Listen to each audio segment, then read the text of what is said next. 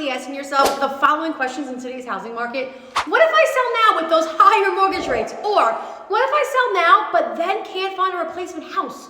Will I regret selling so soon, or will I regret not selling soon enough? In a housing market full of twists and turns, these are valid and concerning questions. Hi, I'm Allison Mireau with Realty. I think we can all agree that 2023 was a turbulent year for real estate with high mortgage rates and scarce inventory, making sellers uncertain about listing their property.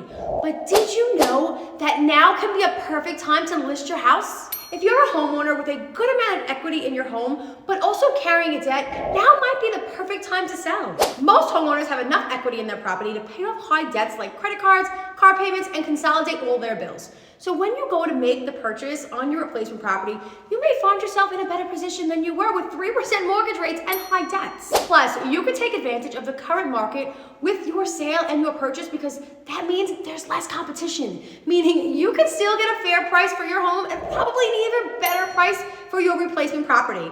Don't let being married to your rate prevent you from getting that ultimate dream home. Reach out to us if you're thinking of selling, and we can put together a comprehensive listing marketing plan for you to get the best possible return on your investment.